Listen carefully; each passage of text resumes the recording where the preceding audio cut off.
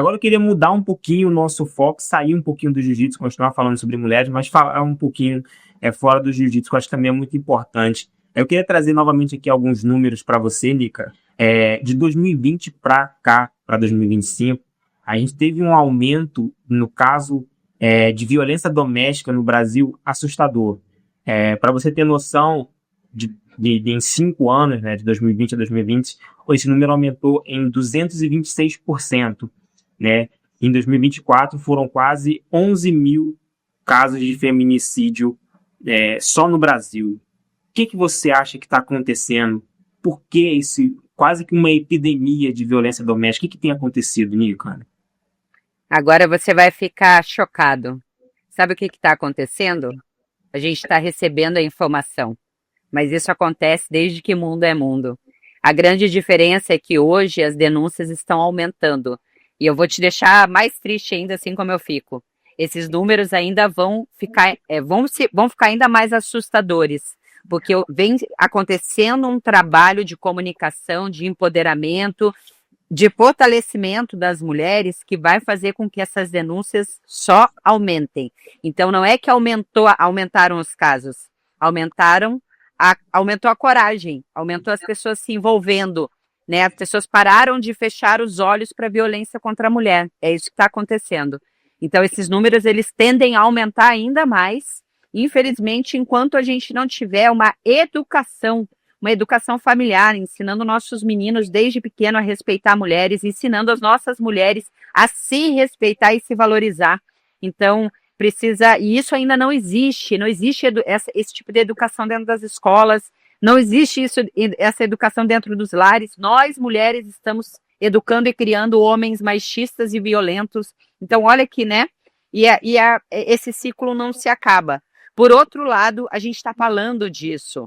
Se tu pegar um podcast de jiu-jitsu, falando de jiu-jitsu feminino há 4 anos atrás, ninguém falava sobre violência doméstica, sobre mulheres sendo assassinadas simplesmente por serem mulheres. Então o mundo está mudando. Muito devagar, infelizmente, muita mulher ainda vai sofrer, muita mulher ainda vai perder a vida, sim.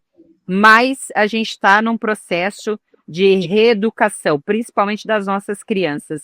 Eu espero acreditar nisso fielmente, né? Que as mães, que os pais, que as famílias entendam a importância crucial deles na construção de um indivíduo com caráter, com boa índole, que entende que não pode encostar em uma mulher e que a mulher também não pode encostar em um homem, né? A gente sabe que existe várias histórias e várias demandas, enfim, mas eu acho que é isso. Eu acho que os números estão assustadores porque as denúncias aumentaram.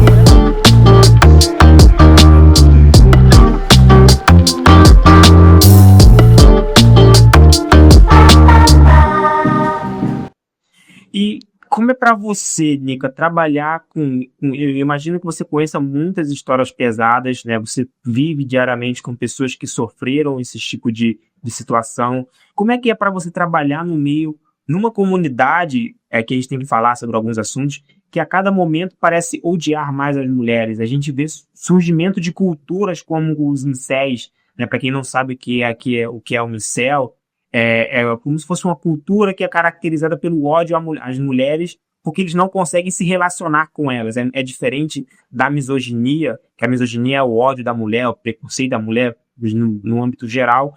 O incel, ele não consegue se relacionar com as mulheres e ele acaba passando a odiar ela. E aí a gente vê várias culturas, red pills, a internet, que hoje em dia vincula tanta coisa. Como é trabalhar nesse meio que parece cada vez mais querer odiar a mulher?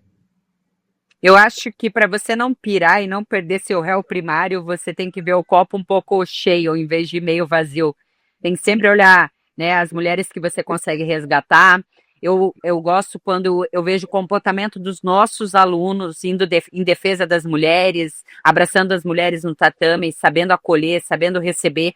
Então, para mim é uma vitória toda vez que eu vejo a gente caminhando para o lado positivo da coisa. Porque se tu parar para ver o mundo real, como ele tá hoje, a gente pira. Eu super entendo quem tá muito deprimido atualmente, porque o mundo tá cheio de maldade mesmo, mas você tem que estar atento aos pequenos milagres diários para se agarrar em alguma coisa e isso fazer você continuar. Porque, de fato, não é legal, não é fácil ser mulher, e não tem a ver com militância, e não tem a ver com mimimi, tem a ver com números, fatos, realidade do dia a dia de uma mulher, né? Eu percebo muitos homens, quando são pais, se tornam pais de meninas, eles começam a olhar diferente para o mundo. E eu fico. Esse tipo de pequeno milagre faz eu ter esperança. Porque, de fato, a gente precisa da ajuda de homens e mulheres para isso tudo mudar, né? Não adianta só nós, mulheres, nos unirmos. Tipo, a gente precisa de vocês nessa luta, nessa causa, sabe, nesse entendimento. Mas tu imagina, cara, uma pessoa acordar de manhã odiando outro ser humano. Eu não consigo entender isso. A minha filha dá risada que eu esqueço, uma pessoa faz alguma coisa ruim pra mim, dá 5 minutos, eu fico brava, eu sou uma pessoa brava, sangue quente. Cara, deu 5 minutos, eu consegui esquecer o nome dela, o RG, o CPF, tipo, vida que segue. Eu não entendo odiar as pessoas, isso pra mim falta alguma coisa muito séria em algumas vidas, né? Tá faltando algo muito sério, porque você odiar o outro é uma coisa muito pesada, e seja por gênero, seja por cor, seja por classe social, que a gente sabe que desses grupos, entre ódio contra as mulheres, tem ódio contra preto, tem ódio contra... Enfim, e isso é muito difícil, né? É muito triste, mas eu acho que a gente tem que olhar os pequenos milagres do dia a dia, senão tu pira. E você acha que isso é por conta do crescimento das redes sociais, ou isso é algo que já existia e a rede social ela só potencializou e deu, infelizmente, visibilidade para essas pessoas? Não, eu acho que a rede social foi uma grande... Cara, assim, eu até hoje eu não consigo entender de maneira...